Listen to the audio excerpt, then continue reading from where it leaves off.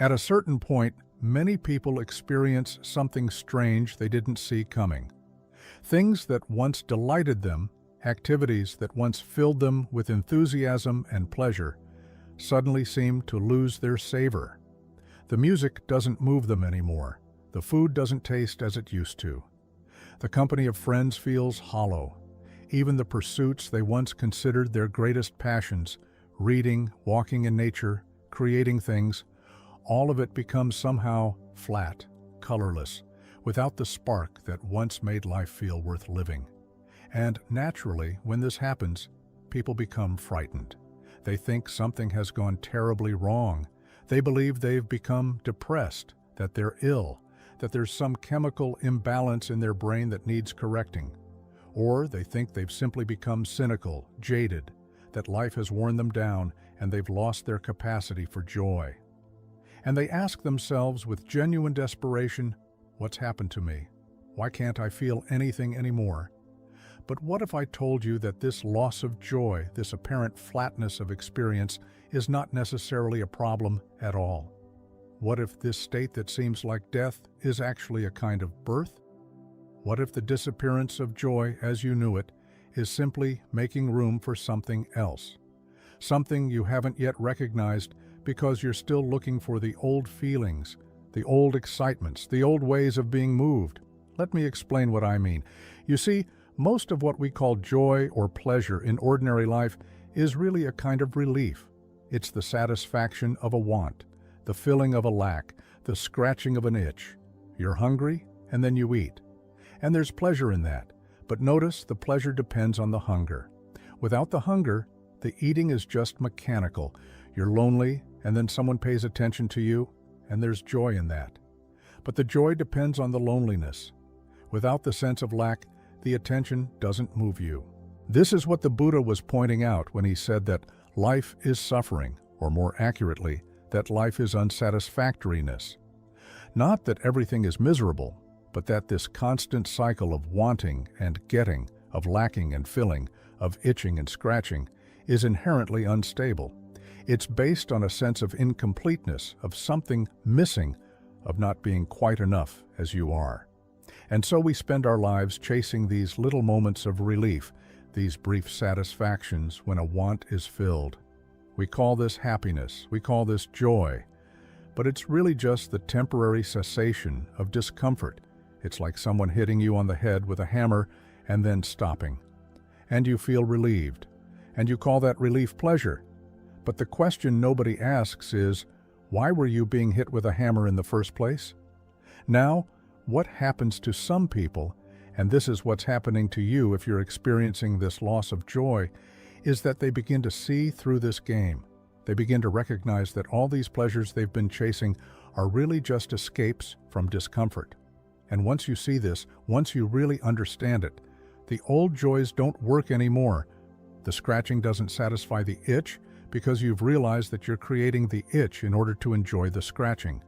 It's like a drug addict who takes a drug to feel good, but the drug itself creates the need for more of the drug. The relief the addict gets from taking the drug is really just the temporary cessation of the withdrawal symptoms caused by the drug itself.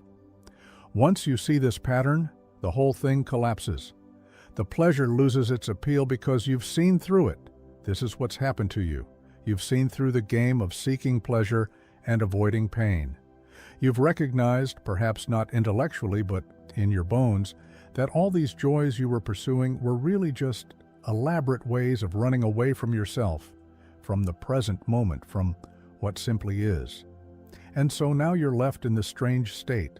The old pleasures don't work. The old excitements don't excite.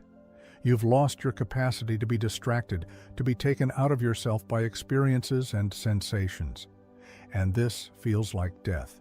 It feels like something essential has been taken from you, like you've become a ghost going through the motions of life but not really living it. But here's what you must understand. This state is not an end. It's a transition. It's the space between the old way of experiencing life and a new way that you haven't discovered yet. You're in the gap. And the gap is terrifying because there's nothing to hold on to. The old structures have collapsed, but the new hasn't yet emerged. Let me give you an analogy. Imagine you've been living your whole life in a room lit by candles. The candlelight creates all these interesting shadows on the walls, dancing shapes that fascinate you. You spend your time watching the shadows, being entertained by them, finding meaning in their patterns. This is like the ordinary joys of life. They're real enough in their way, but they're really just flickering shadows created by a limited light source. Now, what happens if someone opens a door and bright daylight streams in? At first, the light is so bright it's almost painful. You can't see anything clearly. Everything is washed out, and all those fascinating shadows that kept you entertained, they've disappeared, vanished in the bright light. And you might think, this is terrible. I've lost all the interesting patterns. Everything's become bland and featureless. But you're not seeing clearly yet. Your eyes haven't adjusted to the daylight. Once they do, you'll realize that you haven't lost anything. You've gained everything. You're seeing reality directly now, not just its shadows. And this direct seeing is so much richer, so much more real than the shadow play you were watching before.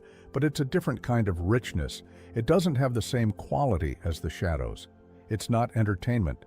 It's something else entirely. This is what's happening when nothing brings you joy anymore. The old shadow play has stopped working, but you haven't yet learned to see in the daylight. You're in that transitional period where the old is gone, but the new isn't yet clear. And this period can last quite a while. It's not something you can rush. Your eyes must adjust at their own pace. Now, the usual response to this state is to try desperately to get the old joys back. People throw themselves into new hobbies, new relationships, new experiences, hoping to rekindle that spark. Or they turn to stronger stimulation, louder music, more intense sensations, more dramatic experiences, like someone whose taste buds have become dulled, trying hotter and hotter spices to feel something, anything. But this doesn't work. In fact, it makes things worse because what's really needed is not more stimulation, but less. What's needed is to stop running, stop seeking, stop trying to fill the emptiness with experiences and sensations. What's needed is to simply be with what is, without trying to make it into something else. And here's the extraordinary thing that happens when you do this. When you stop trying to manufacture joy, you discover that there's something present that was always there, but that you never noticed because you were too busy chasing after pleasures. It's not exactly joy in the old sense. It's more like an okness, a fundamental sense that everything is all right, exactly as it is. Not that everything is perfect or pleasurable, but that it's complete, it's enough. It doesn't need anything added to it. The old joys were based on contrast, good times versus bad times, pleasure versus pain, excitement versus boredom. But this new state, this okness, doesn't depend on contrast. It's there all the time. Whether things are going well or poorly, whether you're comfortable or uncomfortable, whether you're experiencing pleasure or pain, it's like discovering that you've been living in a house your whole life, rushing from room to room looking for something, and then suddenly realizing that what you were looking for was the house itself. It was there all along.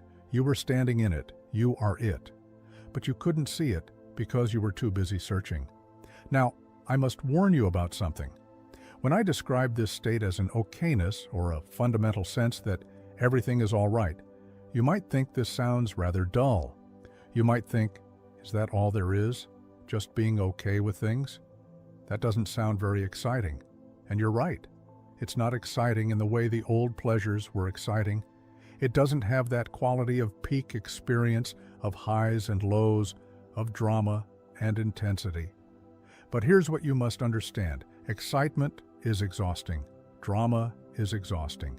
The constant pursuit of peak experiences is exhausting. You can't live at that pitch all the time. What happens is that you have these brief moments of intensity and then long periods of deflation while you wait for the next high. The lows get lower and lower, and you need stronger and stronger stimuli to achieve the same highs. This is the addict's pattern. And most people are addicted to experience, to sensation, to the drama of their own lives. They're constantly generating problems so they can solve them, creating tension so they can release it, stirring up emotions so they can feel alive. And they call this joy, but it's really just agitation. What you've lost when nothing brings you joy anymore is your addiction to this pattern. And like any addict going through withdrawal, you feel terrible, you feel empty, flat, dead.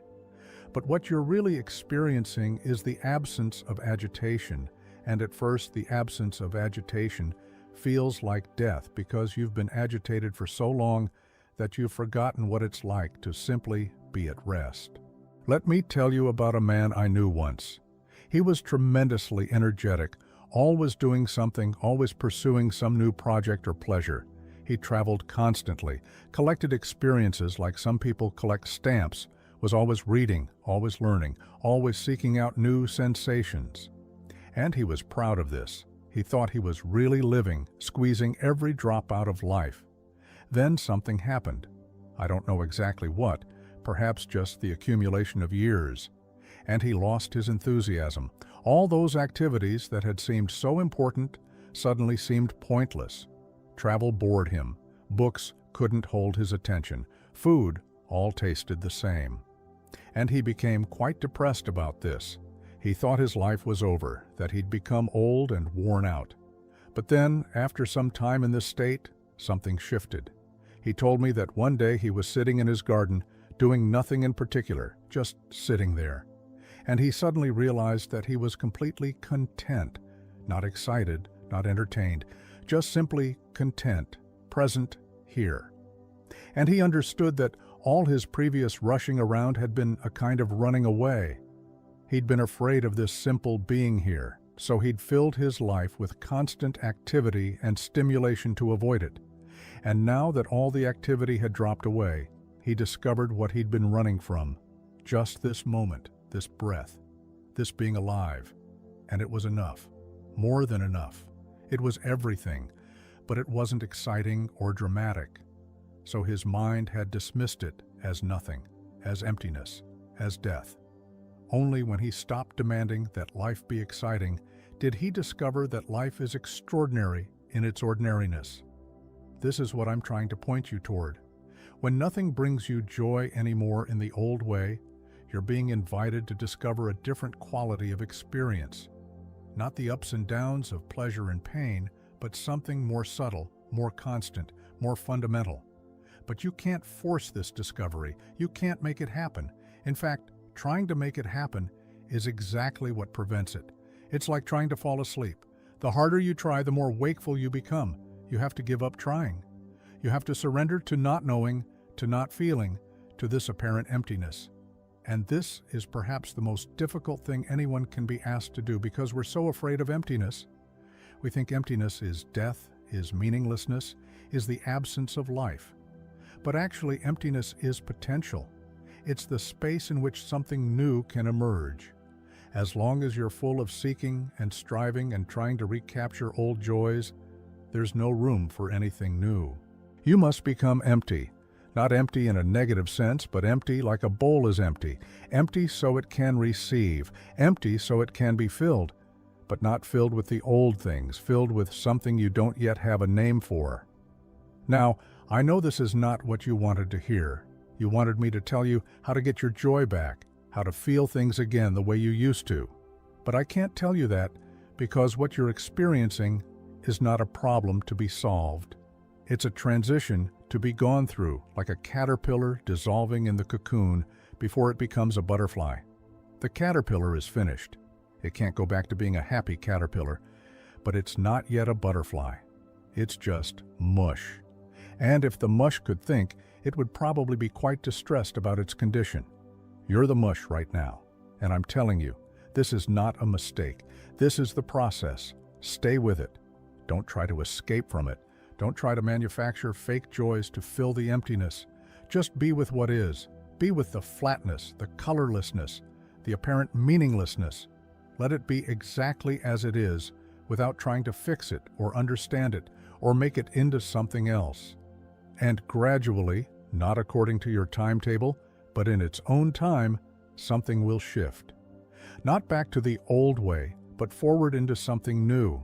A new way of experiencing life that doesn't depend on contrast, that doesn't require stimulation, that finds sufficiency in the bare fact of existing.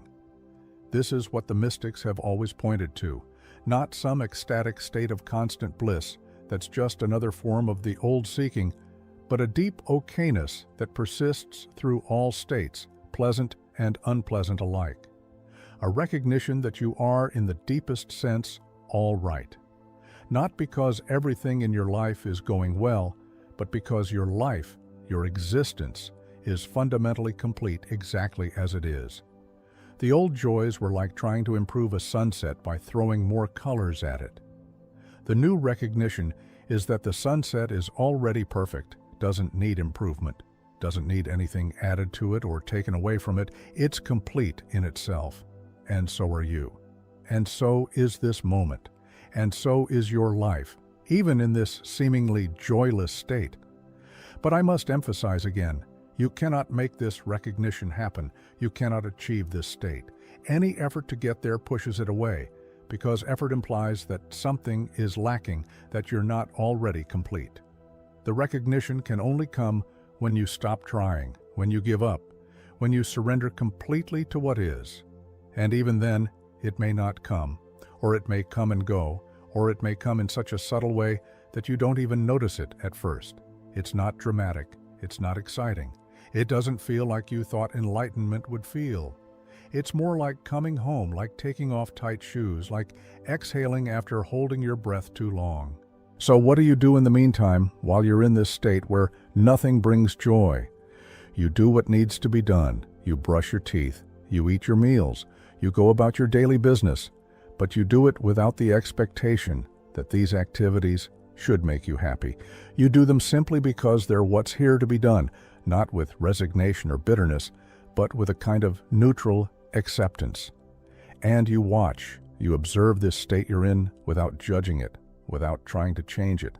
You become interested in it, curious about it, not in a clinical way, but with the kind of interest you might have in watching clouds move across the sky, just watching without needing the clouds to be different than they are. And most importantly, you stop comparing. Stop comparing your current state with how you used to feel. Stop comparing yourself with people who seem to be having a good time.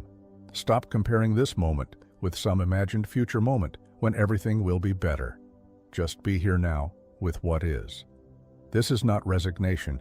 It's not giving up. It's actually the opposite. It's fully showing up for your life as it actually is, rather than constantly wishing it were different. And paradoxically, it's only when you stop wishing things were different that anything can truly change. Because what's blocking the new experience, the new way of being, is your insistence that things should be like they were before. Your nostalgia for the old joys, your memory of how things used to feel, your expectation that life should return to that familiar pattern. All of this is preventing you from seeing what's actually here. Now let me give you one final thought. Perhaps the reason nothing brings you joy anymore is that you've outgrown joy as you knew it. Perhaps you've become too big for those small pleasures, too deep for those shallow satisfactions. Not because you're better than other people, but simply because your consciousness has expanded and the old containers can no longer hold what you've become. A child is delighted by candy. A young person is thrilled by romance and adventure. A mature person finds satisfaction in accomplishment and recognition. But there comes a point for some people when all of these things are seen through, when they're recognized as temporary, conditional, ultimately unsatisfying. And then what?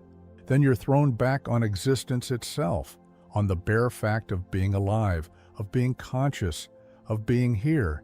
And this can seem like nothing at all compared to the excitement of candy and romance and accomplishment. But actually, it's everything. It's the ground from which all those other things arose. It's what was there before you learned to seek pleasure and avoid pain. It's what remains when all the seeking stops. And it's not nothing. It's not emptiness in the negative sense. It's fullness, it's wholeness, it's completion. But it's so simple, so ordinary, so undramatic, that the mind overlooks it constantly, always seeking something more exciting, more stimulating, more special. What you're being asked to discover is that there is nothing more special than this moment, this breath, this simple fact of being alive. Not because it makes you feel good, not because it's pleasurable, but because it's real. It's what is. And what is enough. It's always been enough. You just forgot for a while.